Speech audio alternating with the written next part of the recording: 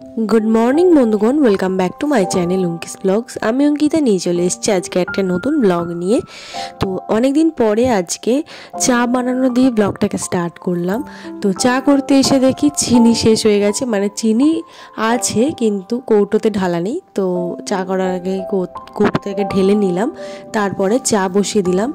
आमरा किन्तु जे गरुर दूध जे लिकुइड दूध हय सेई दूधे चा खाई ना, माने आमादेर बाड़िर लोकेरा खान ना।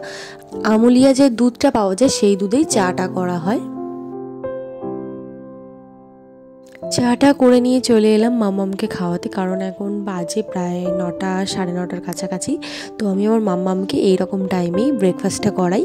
আজকে আমি খাওয়াচ্ছি এখন হোমমেড সেরেল্যাক। ওর জন্য আমি বাড়িতে 3 রকমের সেরেল্যাক বানিয়ে রাখি। তো এটাই ঘুরিয়ে ফিরিয়ে খাওয়াই। আর ও এটা খেতে ভালোবাসে, মানে ভালোবাসে তো জানি না, খেয়ে নেয় আর কি। খেয়ে নেয় বলে তো ওই জন্য আমি বানিয়েও রাখি সব সময়। তো চুপচাপ খেয়ে নিচ্ছে আমার মেয়ে, একটু দুষ্টুমি করছে কিন্তু খেয়ে নিচ্ছে। মাছ খাবে তুমি? এটা হচ্ছে ফ্যাসা মাছ। এই মাছ মানে ঝাল খেতে খুব ভালো লাগে, ভাজা খেতে ভালো লাগে গরম গরম। আর এখানে চিংড়ি মাছ।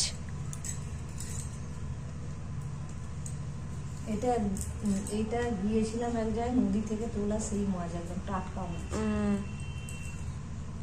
মাছ খাবে তুমি? খাবে তুমি মাছ? মাম্মা মাছের দিকে দেখছো, ও কাটা দেখছে কিরকম। কেটে দাও তো মাছগুলো, কেটে দাও তো দেখি।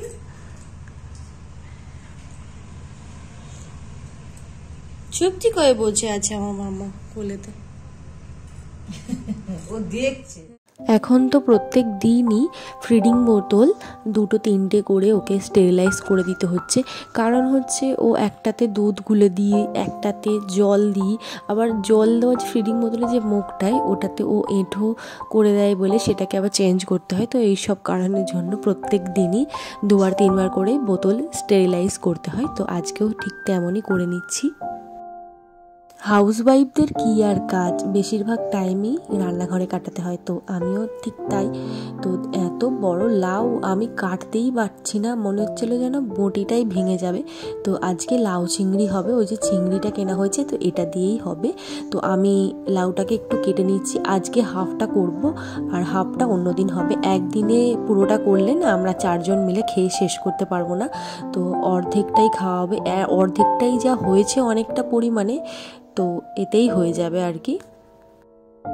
মামনিকে সমস্ত সবজি টবজি কেটে দিয়ে চলে এলাম।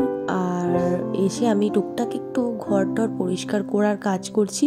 এই যেমন বেসিনটা অনেকদিন ধরে পরিষ্কার করবো, অনেকদিন মানে 2-4 দিন ধরে পরিষ্কার করবো ভাবছি, কিন্তু করাই হচ্ছিল না। তো আজকে আমি ঠিক করেছি আজকে আমি এটা পরিষ্কার করব। তো সেটাই আমি করে নিচ্ছি। পাতে ভাত নেই, খাওয়া হয়ে গেছে, আর কি করবো, ভাত দেয় না তো। হ্যাঁ এদিকে কি করছে?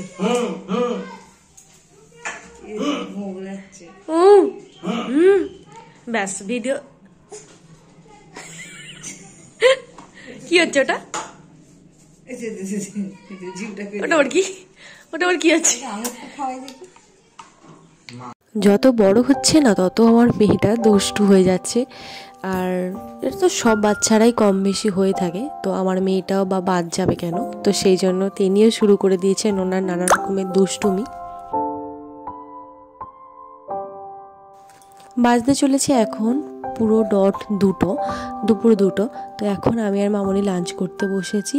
তো ফ্যাসা মাছের ঝাল করেছে, তারপরে হচ্ছে উচ্ছে আলু ভাতে, আর ওই যে লাউ চিংড়ি। তো উচ্ছে আলু ভাতেটা আমার অতটা না ভালো লাগলেও আমাকে কিন্তু খেতে হয়।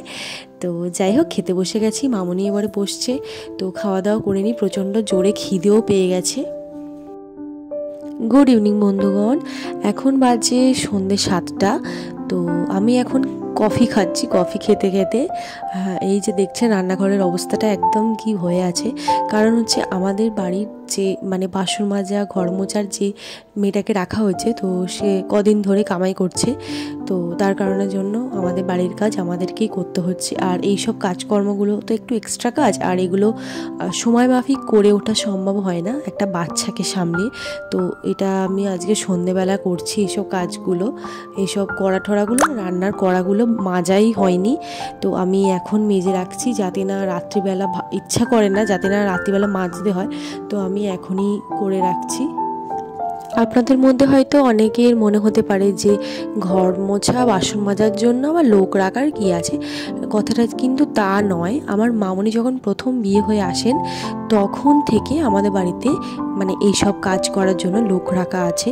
তো অনেক লোক চেঞ্জ হয়েছে, তো এখনও চেঞ্জ হয়ে আছে, তো আমারও ঠিক এরকমই অভ্যাস হয়ে গেছে যে এইসব বাসন মাজা ঘর মোছার অভ্যাসটা নেই বলে একটু প্রবলেম হয়।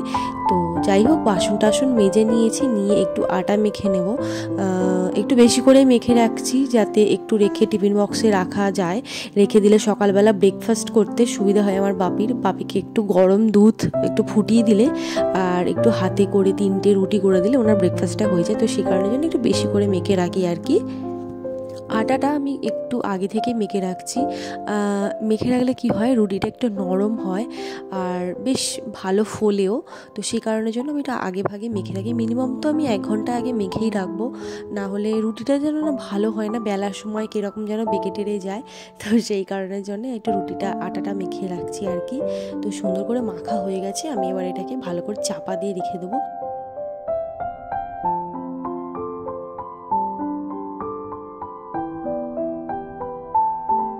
বাজছে এখন রাত্রি 10টা আর আমাদের ডিনার করা কমপ্লিট হয়ে গেছে। ডিনারে কি কি করলাম সেটা দেখালাম না, জাস্ট একটু রুটি আর তরকারি খাওয়া হয়েছে, তো সেরকম কিছু দেখানো নেই বলে আর দেখানো হয়নি। তো খাওয়া দাওয়ার পরে আমি প্রত্যেক দিনই রান্নাঘরটাকে এইভাবেই পরিষ্কার করে রাখি, কোনো দিন হালকার উপরে পরিষ্কার করতে হয়, কোনো দিন একটু এরকমভাবে পরিষ্কার করতে হয়। কমেন্টসে আমাকে কয়েকজন জিজ্ঞাসা করেছিলেন যে আমার মেয়ের ওয়েট কত, তো সত্যি কথা বলছি অনেক দিন হয়ে গেল আমার মেয়ের ওয়েটটা আমি চেক করিনি, কারণ আমার মেয়ের অতটা মানে প্রবলেম হয়নি বলে ওর চেক আপে যাওয়া হয়নি। তো আমি ভাবছি যে ওর ওয়েটটা এবারে চেক করব, কারণ অনেক দিনই হয়ে গেছে, ওর 7 কেজি ওজন ছিল তখন, তো এবারে দেখবো যে ওর কীরকম ওজন হয়েছে, মানে কতটা ওজন হয়েছে। তো জানতে পারলে আমি কিন্তু অবশ্যই আপনাদেরকে জানাবো যে ওর ওজনটা ঠিক কত। তো তারপরে হচ্ছে ফ্রেশ ব্লগস বলে একজন ইউটিউব চ্যানেল আছে হয়তো উনি আমাকে বলেছিলেন যে বেবিকে ব্লেন্ডারে ব্লেন্ড না করে হাতে ম্যাশ করে খাওয়াতে, তো থ্যাংক ইউ সো মাচ আমাকে এই অ্যাডভাইসটা দেওয়ার জন্য, আমি অবশ্যই এটা ফলো করব।